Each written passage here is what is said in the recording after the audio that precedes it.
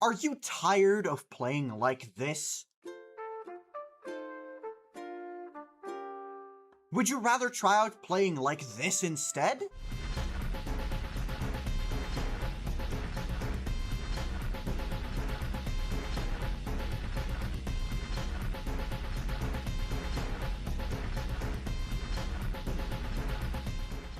Well, this is a well-known team archetype known as Quickswap.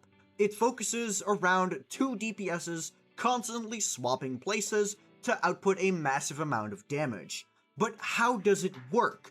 Why does it work? And most importantly of all, how do I play this? Well, that's what this video is going to be about. This is your beginner's guide to Quickswap. First of all, before I can teach you about how Quickswap works, I have to quickly explain to you what even is Quickswap. I said it briefly before, but I'll say it again with a bit more detail. Quickswap is a team archetype focused around using two DPS characters and exploiting the swap cancel tech to essentially play with two DPS characters at the exact same time. Quickswapping is a tech used ever since the release of the game, and is one of the most famous things about its meta, creating such wacky combinations like Jinshi and Changli, Shangliao and Changli, and Encore and Changli. You can tell there's a very popular character for this archetype. But I've mentioned swap cancels, but I haven't mentioned what that even means. The swap cancel is a technique used in the Wuthering Waves meta scene to essentially cancel very long animations. This way you can still be doing something useful while this long animation just does its thing. Because whenever you swap out of a character, whatever attack they were doing, they will continue doing it until their animation is finished. So this is exploited in numerous ways throughout a lot of teams. But why would you even run this over just running the regular hypercarry teams? Don't teams like Carlotta and Zhezha already clear tower easily enough? And for Whimpering Wastes, why not just use a Camellia with Rochia? What's the point in running Quickswap? Well, multiple reasons. First of all, unit consolidation. This allows you to use multiple characters that otherwise would not find a place in any other teams. As an example, Shangliao with Changli is one of his best teams, so if you do not have Yinlin, you're still able to pull for Shangliao and use him in a very strong team setup. Alternatively, Whimpering Wastes is a game mode that a lot of people struggle with, but it highly encourages a consistent amount of damage output. It's not about hitting one big nuke, or like 2 seconds of good damage. You want to be doing good damage all throughout your rotation, and Quickswap is perfect at this, because you're constantly swapping between characters, working on killing enemies. There's no downtime on damage like there would be with something like GN Mortefi, where during Mortefi's field time, you're not really killing that many enemies. And then finally, if you're good enough at the team archetype, you'll find yourself simply clearing faster by running Quickswap. For example, Changli Brand is a team that you can play either casually or with Quickswap, but every single time I've compared the two playstyles, Quickswap has won by quite a considerable amount. So there's plenty of reasons to learn Quickswap, and even if you still don't find a practical use, just play it because it's fun. It's consistently my favorite team to play, so hey, try it out, man! If you clicked on this video, it means you have at least a little bit of interest. But now let's move on to how does Quickswap actually work? Well, it's very simple. Literally just, you swap between your characters. Quickly. I know, crazy concept, but hear me out here. Like I explained earlier, the Quickswap archetype uses the fabled swap cancel technique.